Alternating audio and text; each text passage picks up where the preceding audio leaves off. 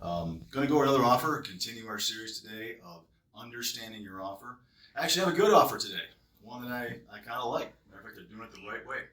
Um, I want to qualify a couple things. First of all, a number of you nurses actually sent this one to me and asked if I would specifically go over this offer. It's for crisis staffing, so it's lucrative to say the least, which is nice. I do want to point out and qualify this. This is actually not a real offer, though. This is not a contract. This is strictly a website advertisement for people to apply. So what I want to qualify this for is that I can't tell if this is real or not. And some of the things I think you guys need to understand is that a lot of you are telling us that there are people who are baiting and switching you. I can't comment on that. I don't know how a company would be willing to have you work for them, knowing full well that they misled you and expect you to continue working for them for that assignment or continue to have any kind of loyalty with them for assignments that consecutively after that. But it's happening out there.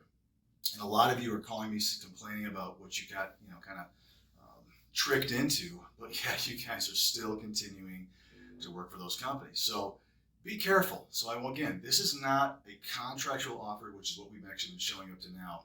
But I did make some promises that I would go over this one with some people. So this is strictly a alleged potential, put it that way. So let's zoom in and take a look at it.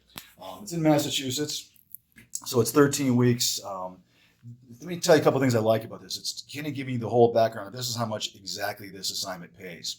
They've broken it down with a taxable amount and a reasonable tax-free amount. Again, what I like about this company is they're doing it very similar to the way we do it, where they're actually giving you the total, and they're doing this by saying hourly. So those extra hours we've been talking about are going to be great and are going to actually help.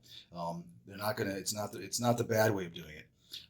They've provided housing or stipend. They don't tell you how much, but the only negative thing I can say about this advertisement is that this is kind of vague, so who knows what that really comes down to. They've shown their travel and everything else. So let's break this down here on the board. Let me walk you through it. The nice part about this is there's not a lot for me to sit there and complain about. You guys know my biggest problem, and what you guys keep signing day in and day out, is contracts that offer a hourly rate that's taxable and then a lump sum for anything that is tax-free. And that's where those hours between 36 and 40, you guys are losing money every single week for anything over 36 hours, if this is a 36-hour work week. All you would be getting is just the taxable portion, which again has become an industry standard that you guys seem to accept day in and day out. And I'm telling you, you're the only industry I know that a person would say, okay, I'm going to take this much tax free, so just pay me my salary that's taxable. This particular company is doing it the right way. They're actually showing this, which I'm going to assume, again, this is just an advertisement. I'd love to see what the contract actually looks like. So if any of you guys know the assignment I'm highlighting here and you actually went to work, please send me a copy of the contract to verify that this company did do it right, or to see that they actually did a bait and switch. But it looks to me on this contract that anything you work over 36 hours, you're going to get the combination of both of these things. Again, this is not a tax lecture or tax series, so I'm not going to judge this stuff. It actually looks pretty good. They're doing very little tax-free and a whole bunch taxable, which is probably the right way to go. If you took a stipend and housing, that would probably, should be all tax-free as well. So that the ratios look good. But what I'm seeing from this is the first company besides ours that is actually saying that you would get the combination of both of these two figures for anything above and beyond that 36 hours. I also like the fact that they're showing a real true overtime rate of these two figures for overtime. They're actually a little bit higher. And I'll address that here in a second. But the nice part is this company is not just paying you time and a half of just this figure up here. They're paying you slightly more than time and a half of both these figures, which is the way it should be done. Last week I mentioned how you guys keep settling for just time and a half of a taxable amount. Or some of you are saying, well, I get double time. But you're getting double time of garbage. Again, you have to really qualify these things. Double time doesn't mean anything to me. What you should be getting is at least time and a half of your total hourly compensation, not including the housing, because that's a fixed amount based upon the cost of living and what a company's going to expect. So this is kind of its own separate entity. Let's talk a little bit about that overtime. One of my recruiters pointed out that there's a couple of threads that's talking specifically about company X gives you guys a lump sum every time of overtime. I've seen $50 an hour every time.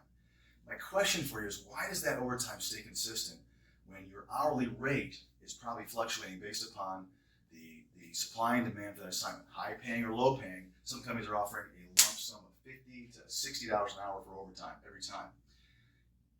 Look at that, consider that. Why is that a fixed amount?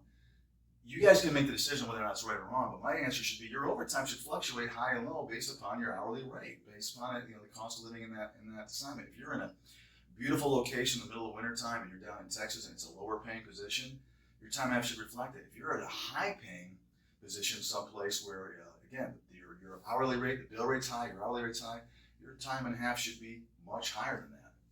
So even at a $35 an hour rate, that's $52.50. So for those of you that are getting $35 an hour and settling for $50, rethink that. It's not the right way to go. Again, this assignment looks to me like it's good, mostly because of this figure. What we have seen in the past is someone who said, I'll give you $48.95, and I'm just going to do the math here for you.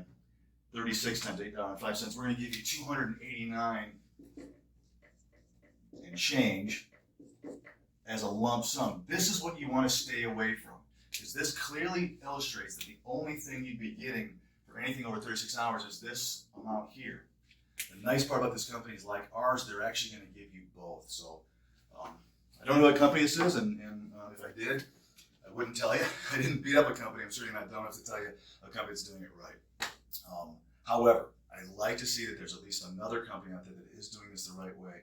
This is a good offer. Now, what I would challenge you to do is to, if you guys are looking at these offers and someone has worked for this company or taken this assignment, please shoot me over a copy of the actual agreement that you signed, the actual contract that you signed, so I can verify that in fact this company did what they said they were going to do, or in fact that they didn't. The last thing I'll leave you guys with is realize that these job boards where people can just post anything they want to online, that's all it is. Oftentimes a company doesn't even have control of their own recruiters. We do here, most companies should, but realize that a recruiter can kind of go out there and say anything that they want to, and sometimes their company doesn't know what they're saying, so be careful of a company that does a little bit of baiting and switching.